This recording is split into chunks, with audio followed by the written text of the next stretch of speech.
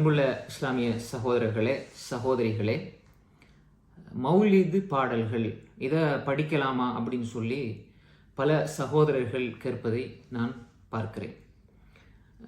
இந்த தலைப்பில் பல அறிஞர்கள் பேசினாலும் நம்மிடம் கேட்டதற்காக வேண்டி இந்த தலைப்பை ஓரளவு சுருக்கமாகவும் தெளிவாகவும் சொல்ல வேண்டிய கடமை இருக்கிறது. இந்த மௌலிது பாடல்களை பொறுத்தவரையிலே புத்தகங்களை வச்சு படிக்கிறாங்க. குறிப்பாக பல மாதங்கள் அதுக்கென்று ஒதுக்கி வைத்து குறிப்பிட்ட சில காலங்களில் அந்த பாடல்களை படிக்கிறாங்க. பொதுவாக விசேஷங்கள் வேறு வேறு நிகழ்வுகளுக்காகவும் அதை படிக்கிறத நம்ம பார்க்குறோம்.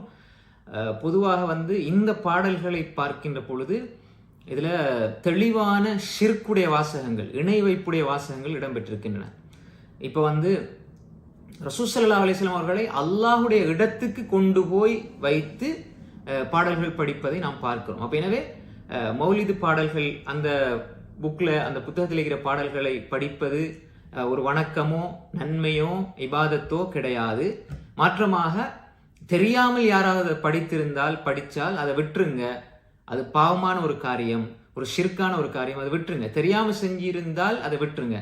தெரிந்து கொண்டு வேணுமென்று மனமுரண்டாக செய்தால் அவர் ஷிர்க், இணை வைக்கிறார், அல்லாஹுக்கு நிகராக இணை வைக்கிறார், அல்லாஹுக்கு நிகராக ஒன்றை ஆக்குகிறார், இணை வைத்துக் கொண்டு இருக்கிறார் என்பதை நாம் புரிந்து கொள்ள வேண்டும். எனவே மௌலிது பாடல்கள், அந்த பாடல்களை படிப்பதனால எந்த நன்மையோ பலனோ கிடைப்பதில்லை. மாற்றமாக குளிக்க போய் சேத்த பூசுற மாதிரி ஒரு நிலை ஏற்பட்டு விடும். அதனால அதை முற்று முழுதாக விட்டு விடுங்க. அதில் எந்த பிரயோசனம் கிடையாது.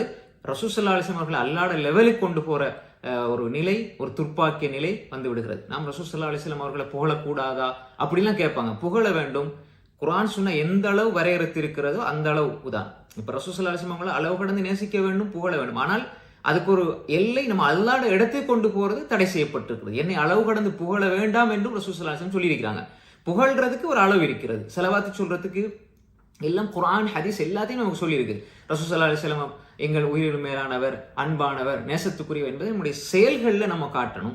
அதே மாதிரி சொல்லப்பட்ட சஹீஹான செய்திகளை வச்சு நம்முடைய இபாதத்துக்களை அமைத்துக் கொள்ள வேண்டும். மாற்றமாக நம்ம அன்பை ரசூல் ஸல்லல்லாஹு அலைஹி வஸல்லம் காட்டித்தராத, சஹாபாக்கள் காட்டித்தராத, இமாம்கள் காட்டித்தராத, நல்லோர்கள் சலஃபு சாலிஹீன்கள் காட்டித்தராத வழியில நம்ம எந்த ஒரு அவங்க செய்யாத, அவர்கள் எந்த ஒரு இபாதத்தை நினைச்சு கூட பார்க்காத விஷயங்களை நம்ம இபாதத்தா செய்யறதுனால எந்த பிரயோசனமும் கிடைக்க போறதில்லை. அடுத்தது குறிப்பாக அந்த புக்கை, அந்த புத்தகத்தையே யார் எழுதுனண்டு கூட தெரியாது. அது அறியப்படாம யாரோ ஒருவர் முஸ்லிம்கள் மத்தியில தவறான நம்பிக்கை பெற வேண்டும் என்பதற்காக சும்மா அடிச்சுட்ட ஒன்று, அது யார் எழுதுனது என்னன்னு கூட தெரியாது. ஆனா மக்கள் இதை துரதிர்ஷ்டவசமா படிக்கிறாங்க. அந்த பாடல்களை படிப்பவர்கள் அல்லாஹ்வுடைய அச்சம் இருந்தால், அல்லாஹ்வுடைய பயம் இருந்தால், உண்மையான இஹ்லாஸ் இருந்தால் அவர்கள் அதை விட்டு விடுங்கள். ஏனென்று சொன்னால் ஒரு சிலர் அவர்களுடைய சுய லாபத்துக்காக, சுய நலனுக்காக, அவர்கள் சம்பாதிப்பதற்காக இதை மக்கள் மத்தியில் திணித்து, மக்கள் மத்தியில் அறிமுகம் செய்து இதை படித்து வருகிறார்கள். இதை ஒரு நலவாக இருந்திருந்தால், நல்ல இபாதத்தாக இருந்திருந்தால் ரசூல் ஸல்லல்லாஹு அலைஹி வஸல்லம் செஞ்சிருப்பாங்க. ரசூல்லா அதை செய்ய இல்லை, சஹாபாக்கள் செய்ய இல்லை. உடனே ஆதாரம் சொல்லுவாங்க, அந்த சஹாபி படிச்சாங்களே, ரசூல்லா போல் அந்த சஹாபி படிச்சாங்களே என்பது அது வரையறைக்கு உட்பட்டது. இது ரசூல் ஸல்லல்லாஹு அலைஹி வஸல்லம் அவர்கள் அல்லாஹ்வுடைய லெவலுக்கு கொண்டு வைத்து வைக்கக்கூடிய ஒரு இது. பாவ மன்னிப்பு என்பது அல்லாஹ்விட நம்ம கேட்கணும். அதுதான் ரசூல் ஸல்லல்லாஹு அலைஹி வஸல்லம் அவர்களுக்கு கூட அல்லாஹ் சொல்கிறான், ஃபஸப்பிஹ் பிஹம்தி ரப்பிக வஸ்தக்ஃபிர், நபியே நீங்க இஸ்திக்ஃபார் செய்யுங்க. ரசூல் ஸல்லல்லாஹு சொன்னாங்க, நான் ஒரு நாளைக்கு 70 விடுத்தம், இன்னொரு நாளைக்கு 100 விடுத்தம் இஸ்திக்ஃபார் செய்கிறேன். அப்ப அந்த ரசூல் ஸல்லல்லாஹு அலைஹி வஸல்லம் போயிட்டு எங்களோட பாவத்தை மன்னின்னு சொல்லி நம்ம கேட்க முடியாது. அப்ப இன்னொரு விஷயம் சொல்லுவாங்க, ரசூல் ஸல்லல்லாஹு அலைஹி வஸல்லம் அவங்களை அல்லாஹ் சொல்றான் தானே, ஃபஅஃபு அன்ஹும், அவர்களை மன்னித்து விடுங்கள் யா ரசூலல்லாஹ்னு குர்ஆன்ல ஒரு வசனம் வருது. அப்ப இந்த மன்னிப்பு சொல்லப்படுதானே, ரசூல் ஸல்லல்லாஹு அலைஹி வஸல்லம் மன்னிக்க கூடியவர் தானேன்னு சொல்லுவாங்க. நாம் குர்ஆனை சரியாக புரிந்து கொள்ள வேண்டும். இது உதாரணமாக, எனக்கு ஒரு அநியாயம் செய்து விட்டால் நான் மன்னித்தால் நல்லா மன்னிப்பான். அது ஹுக்கூக்குல் இபாதோடு சம்பந்தப்பட்டது. ரசூலுல்லாஹ்க்கு அவர்கள் அநியாயம் செய்ததனால், ரசூலுல்லாஹ்க்கு முன்னப்பின்ன தவறாக நடந்ததனால அல்லாஹ் சொல்றான், நபியை நீங்க மன்னித்து விடுங்கள், நான் மன்னிக்கிறேன் என்று சொல்லி. அப்ப எனவே நான் ஒரு ஆளுக்கு அடிச்சு போட்டு ஏசி போட்டு என்ன மன்னிச்சிருங்க என்று சொன்னால் அது ஹுக்கூக்குல் இபாதோடு சம்பந்தப்பட்டது. ஹுக்கூக்குல்லாஹ்வோடு சம்பந்தப்பட்டது. என்னுடைய தவறுகள், தப்புக்கள், குற்றம் குறைகள், தௌபா, இது அல்லாஹ்ட்ட நம்ம கேட்கணும். அப்ப எனவே மொத்தமாக பாவத்தை மன்னிக்கக்கூடியவரே, பாவத்தை அழிக்கக்கூடியவர்களே, என்னுடைய பாவத்தை மன்னிச்சிருக்கின்ற ரசூல் ஸல்லல்லாஹு அலைஹி வஸல்லம் பொது அல்லாஹ்விடம் கேட்கறது போல கேட்கிறது என்பது அது தவறான ஒரு விஷயம். எனவே அப்படியான வாசகங்கள் அங்கு இடம்பெற்றிருக்கிறது. எனவே குர்ஆன்ல உள்ள ஒவ்வொரு வாசகங்கள் நம்ம குழப்பிக் கொள்றோம். அதை மக்களுக்கு சுயநலனுக்காக வேண்டி, ஒரு சுய லாபத்துக்காக வேண்டி விளங்கப்படுத்த வேண்டிய விஷயங்களை கூட அதாவது அடியார்களோடு சம்பந்தப்பட்ட விஷயங்கள்ல அடியார்கள் மன்னிக்கணும், அது அவங்களோடு சம்பந்தப்பட்டு அது அல்லாஹ் குர்ஆன்ல சொன்ன விஷயம், ஹதீஸ்ல ரசூல் ஸல்லல்லாஹு அலைஹி வஸல்லம் சொன்ன விஷயம், அவங்க மன்னிக்கணும், அல்லாஹ் மன்னிப்பான்.